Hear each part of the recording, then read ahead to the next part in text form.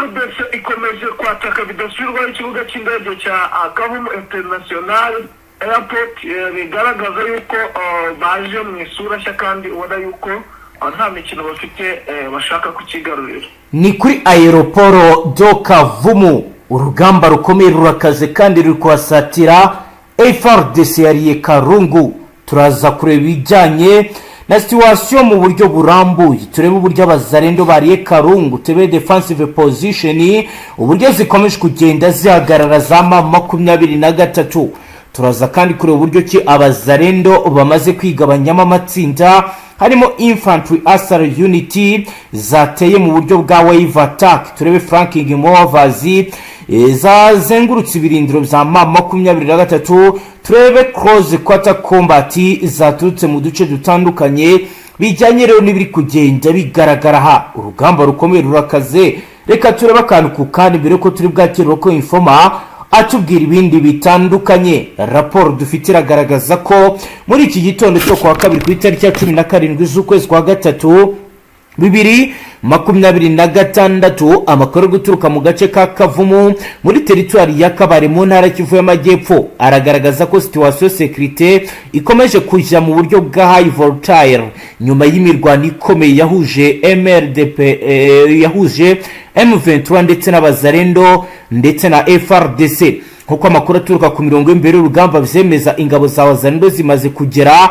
ku ntsinzi ifatika muri aka gace mu buryo bwa tactical victory. Mu masaha mu gitondo cya kare rero bakaba babashije kwirukana abarwanye 23 mu bice byinshi by'ingenzi byegere Kavumu, cyane cyane muri centre aho kuri ubu bivuga ko bamaze kwashyira defensive position zigamije gukomeza kugenzura ibi bice. Iyi ni intsinzi igezwe nyuma y'igitero cyateguwe neza mu buryo bwa coordinate offensive operation cyaranzwe no gukoresha infantry asar unity zateye imbere mu buryo bwa wave attacks, flanking movers zabafashije kugenzura ibirindiro bya M23, close quarter combat mu duce twegereye ahangaha. Nubwo rero M23 yasubiye inyuma ho gato, umutwe wa M23 ntiwatsinzwe burundu. Amakuru yizo aragaragaza ko ufite fallback position mu nkengero za Kavumu mu buryo bwa fake defensive line. Bakaba kandi bakomeje gukoresha mobile unity mu buryo bwa hit and run tactics.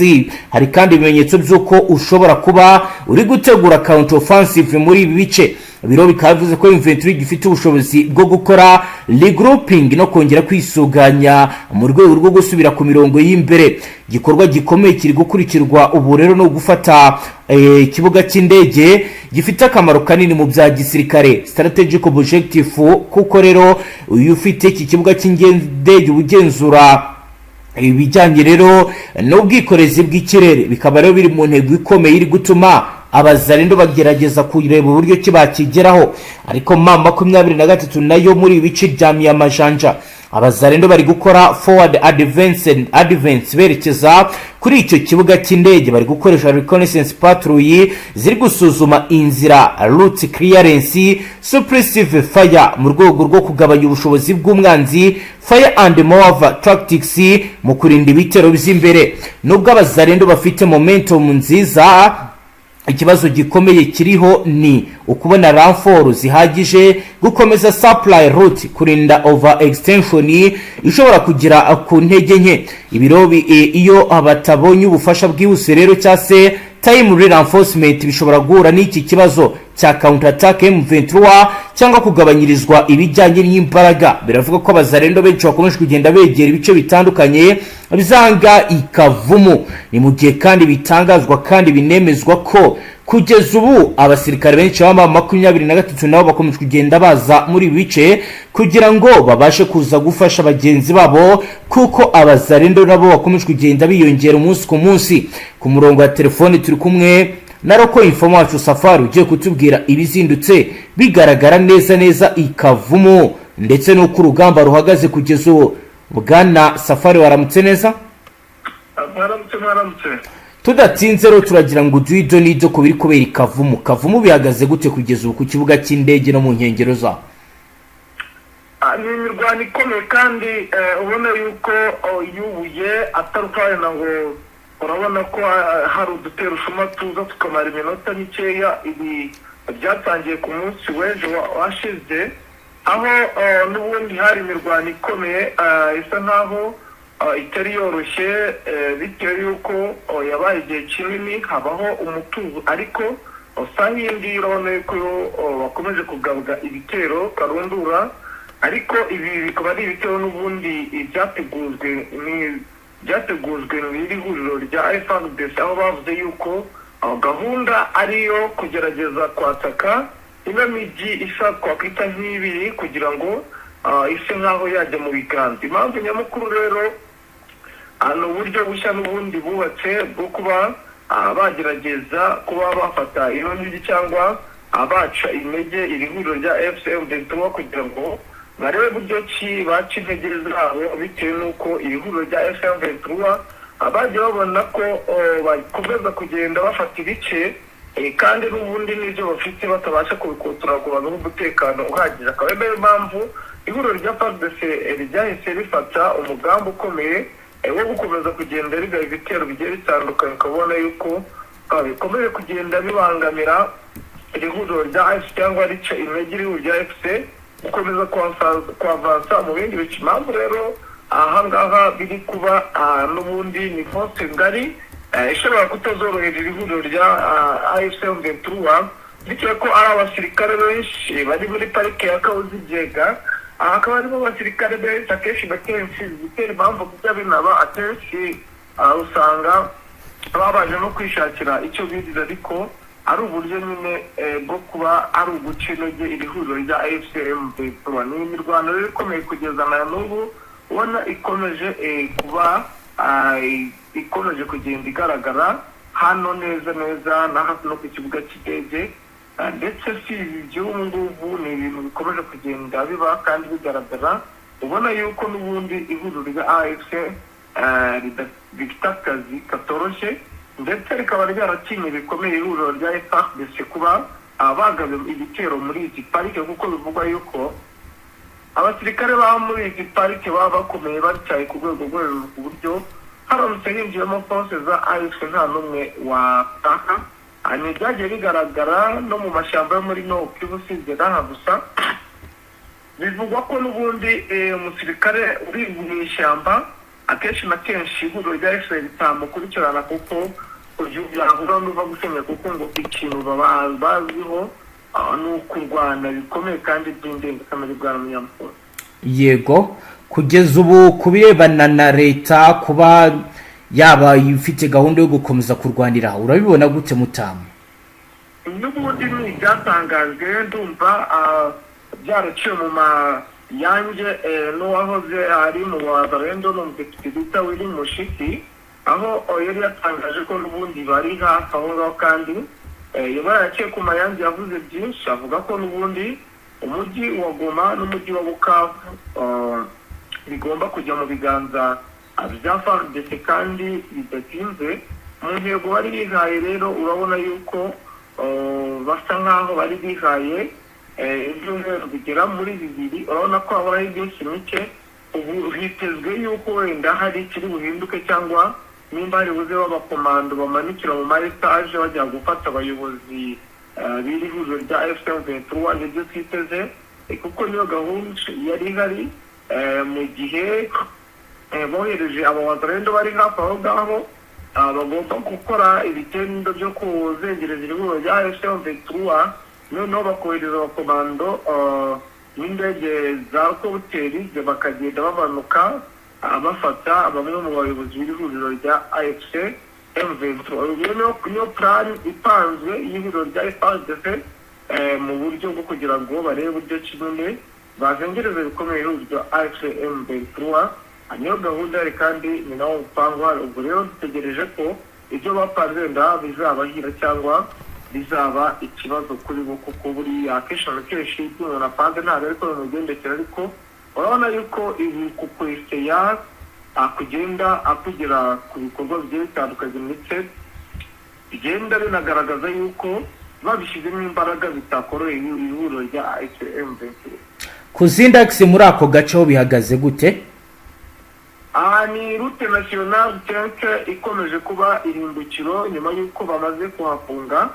Ibitero bikomeje kugenda bigaragara muri ibi bice, n'ubundi bya za Runungu na Kiba, ubona yuko ingabo z'aba FPNB zisa nkaho noneho bohereje AFC isa nkaho yazitinye ku rwego rwo hejuru, bitewe n'uko birasa nkaho bari kureba nayingwe hano kuri Plaine de Ruzizi, bitewe n'uko ku munsi w'ejo hari igikorwa cyabaye cyo kurasa ingabo za Wazalendo ndetse n'abafatanyabikorwa ba FARDC bake harimo n'abacancuguru, aho babarasheho bikomeye bitewe n'uko basaga nk'abasatira ibintu bya AFC M23, ariko kuri Plaine de Ruzizi ni mu kibaya cyo hasi, ubwo ni umukandara wo hasi, hari ingabo z'abarundi nk'uko operasiyo zikomeje kugenda zitegurwa. Ubu bari kugenda bategura abasirikare bagiye batandukanye, noneho ntabwo bakigerera mu kavuyo,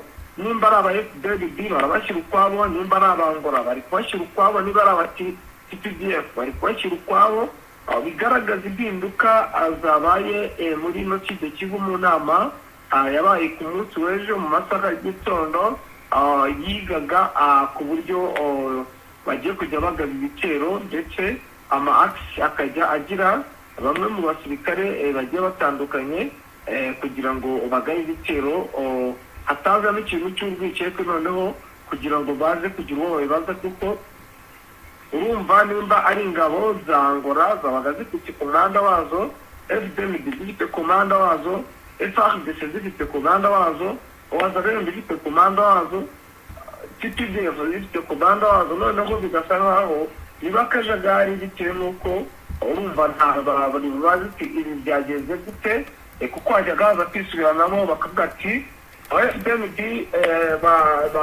basabye ko habayeho uburangare, ugasanga kwisubiranamo rero niko kwatumaga ngira ngo batagera ku ntsinzi ihamye, ariko urabona yuko byakosowe bigaragaza yuko FDLB yazanye abakomando karundura, bitewe n'uko iri huriro rya M23 bisa nkaho abenshi batangiye kuvuga aho muri ibi bice ko hashobora kuba hariho gutinyana gukomeye, kuko ubona yuko bakireba nayingwe saha n'imwe ko tiwakihagaze, urabona ko bakireba nayingwe bitewe n'uko basa nk'abegeranye, ariko nta n'umwe ari wafata umwanzuro wo kuba yarasaha ukundi, ariko urabona yuko aba FPNB basa nkaho baje mu isura nshya bitandukanye n'uko mu minsi yashize bari bavasagura urugamba, nk'abitonze bafite nkaho bategereje umunota wa nyuma kugira ngo babe bagaze igitero ku ihuriro rya AFC M23.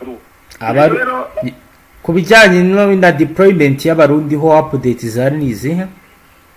Ndakubwira yuko aba FDLB noneho bitari muri bya bindi by'imikino, bazanye ingabo nyinshi kandi noneho z'abasitesho force zitandukanye, n'uburyo bajyaga bazana abasirikare bagwirirana b'imbonerakure, kuko imbonerakure ziracyari mu myitozo, bari kuzitoza mu ishyamba rya hano rya Kibira, niho bari kwitoreza. Bazanye abasitesho force deployment zirahari, ndetse ubona yuko zimeze neza hano kuri Plaine de Ruzizi kuri n'umukandara wazo, ndetse nizo ziri no kurinda n'umupaka wa Kazimbiga, bitewe n'uko bafite ubwoba yuko hazamo gahunda zo kuba hajya hambuka bamwe mu barwanya iri huriro rya FARDC cyangwa abashaka kwinjira ku butaka bw'u Burundi. Bivugwa ko Red Tabara yamaze kuba yakwihuza na AFC M23, niko bavuga. Nta makuru hamwe nari nagire ko mu bikomeje kugenda bivugwa binagaragara muri ibi bice tuherereyemo, bivugwa ko n'ubundi bashaka kuba yarinze kuri AFC M23 cyangwa MFDP twirwaneho ku buryo bukomeye, ndetse ubona yuko byatumye leta y'u Burundi yongera ubutasi bukomeye, ndetse n'abasirikare bakomeye kugira ngo hatazagira umwanzi winjira ku butaka bw'iki gihugu cy'u Burundi. Yego, reka utujyane none no mu ntara y'Kivu y'Amajyaruguru, naho tubwire situation ho bihagaze gute kugeza ubu? Situation ihagaze ni impinduka zikomeye cyane zakozwe na Sultan Makenga, aho yahinduye umuvuno akaba yazanye deployment mu mujyi wa Goma, ndetse bisa nkaho abantu bari batangiye ko hatari ku wundi ni gute umuntu yizera ko yafashe igice agashyiramo abasirikare bagwirirana. iyo mvuze abasirikare bagwirirana n'abasirikare basa nkaho baba badafite imyitozo ihambaye, kuko buriya abasirikare baratandukanye. magingo yazaga aba special force baherutse gupasinga bari gukontorora umujyi bidasubirwaho, nyuma y'uko bakomeje kugenda n'ubundi bakora ibikorwa byo gusaka mu ngo zigiye zitandukanye, ndetse ubona ko hari umusaruro uri gutanga ko mu ngo 50 basatse ingo 15 basangamo intwaro, ndetse hari n'igihe banasangamo n'umwanzi. bigaragaza ko uno mujyi wa Goma ndetse n'inkengero zawo, uretse no mu nkengero ni mu bice byose iri huriro rya AFC bafashe basa nkaho bari kumwe n'umwanzi. bikaba byatangajwe cyangwa byemejwe ko hano mu mujyi wa Goma cyane hari aba special force biyambuye imyambaro mu gufatwa k'umujyi wa Goma. bari bamaze iminsi n'ubundi bategura ama operasiyo, batanga uko situwasiyo ihagaze, bafashijwe na FARDC bari bakikoramo. urumva kumara umwaka wose abenshi babaye abaturage, abenshi barasanzwe. urumva bafite amakuru y'uko AFC ikora, akaba ari nayo mpamvu na byagiye bica intege ihuriro rya AFC bikababera imbogamizi. ubutasi rero bwa Antoine Tshisekedi bwiyongera ku butasi bukomeye cyane bw'umugore we yashoye mu bagore bakora iby'ubwiza ndetse n'abacuruza utubari. ubona yuko iri huriro ryose bisa nkaho ryari ryarahagurukiwe, ariko nakubwira yuko sahishi hari imirwano mu bice byo muri park. ubona yuko bagabye mu gitero, barimo sharing, abenshi bari bwumve intambara cyangwa bari bwumve urusaku rw'amasasu akaremereye, bitewe n'uko ari imbunda nini ziri kurasamo, kuko ihuriro rya FPR rishobora kuba ryakohereza abasirikare bayo b'ubutaka bajya muri iri shyamba, kuko nta n'umwe wagaruka bitewe n'imbaraga n'ubwenge bwo kurasanira mu mashyamba iri huriro rya FARDC bagira ku rwego rwo hejuru. rero umujyi wa Goma wo ntabwo wavuga ko utekanye, kuko nubwo turi kuvugana ubu dushaka ko turi kuvugana, ariko uruhande rwanjye hari biri kuhabera. ni nayo mpamvu hari ibintu bizajya bitungurana, ndetse tukimara kuvugana mu kandi kanya ndamwamagaye mubwira nti aka gace kanaka birahindutse, kubera yuko umaze gutangwa na bamwe mu basirikare b'ihuriro rya FARDC. ibi ngabi urabizi neza yuko ariko bijya bibaho mu rwego rwa gisirikare. isaha ku isaha ubona yuko hari igihinduka, kandi kihita gihindukanye imbaraga. nuko rero situwasiyo ihagaze, umutekano ni mukeya nubwo bongereye abasirikare, ariko urabona yuko hari urwikekwe rukomeye. isaha ku isaha urumva ko hari ikintu cyahinduka, natwe niyo mpamvu tuhabaye kugira ngo tujye tumenya amakuru ku gihe kandi tujye tuyabahereza bidatinze. bwana munyamakuru, yego, ku bijyanye n'ibyo nakita ko ari urujya n'uruza, mu gihe wenda umutekano wa Goma navuga ko winjiye mu buryo butari bwiza, haba hari izindi ngamba zafashwe ku bijyanye n'urujya n'uruza? urujya n'uruza wenda hakagira abantu babuzwa kugira aho binjira mu rwego rwo kugira ngo umwanzi atabinjirana, nka kuriya twabonye FARDC yafunze umuhanda Uvira Bukavu. urujya n'uruza mu mujyi w'uyu ntabwo waruhagarika, kuko uyu ni umujyi ndavuga mu nkengero z'umujyi. mu nkengero z'umujyi ikiri gukorwa n'ubundi, hari benshi bari kugenda bafatwa bitewe n'uburyo wenda ku bintu by'ibyangombwa baba batazi bidasobanutse. ni operasiyo imaze igihe, ubona yuko abenshi bamaze kugenda babarobanura, ariko nyine urujya n'uruza rwo mu masaha y'ijoro ubundi byajyaga bibaho, ugasanga urujya n'uruza rugeze mu ma saa 3 saa 4, ariko nakubwira ko mu masaha y'umugoroba rero saa 12 mu marembo y'umujyi nta muntu ugipfa kwinjiramo uko yiboneye.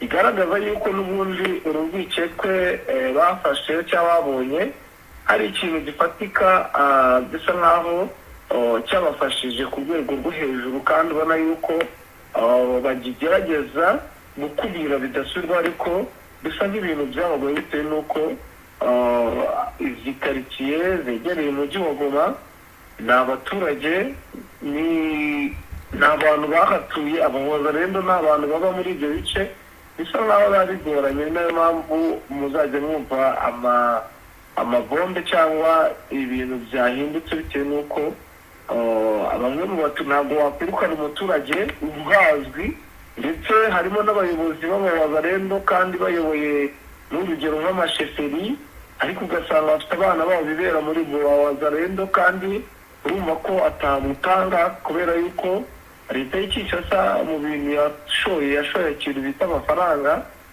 Urumva rero ni uburyo bari gukoresha, ndetse hakaba hari amakuru nakiriye yuko na leta niba twahita leta AFC nabo batangiye gushora amafaranga mu gufasha bamwe mu bayobozi ndetse n'abaturage kugira ngo bajye batangira amakuru ku gihe. Ubwo urumva rero hari icyo wenda biri butange cyangwa hari icyo biri bubyare bitewe n'uburyo ki ibiro rya Firefox rifite gahunda yo gufata umujyi wa Goma n'umujyi wa Bukavu ku ikubitiro. Izi ni plani zabo, kandi isaha ku isaha hari igihe mwakumva ibintu byahindutse cyane. Mutama, reka tugushimire cyane, dusoreze ngaha. Yego, namwe reka tubashimire. Namwe banywanyi mudateba kubana natwe ngaha kuri Imbonesha kuri imwe Rudende bashyikiriza amakuru atosoye abarabana n'umutekano, politike, ububanyi n'amakungu ndetse n'ubuzima bwa munsi bw'abanyagihugu. Reka tubashimire wowe dukurikiye bwa mbere, ushyonde sabone ntuzongere guca ukundi n'amakuru ndetse n'ibindi biganiro tubashyikiriza ngaha. Hasta la vista.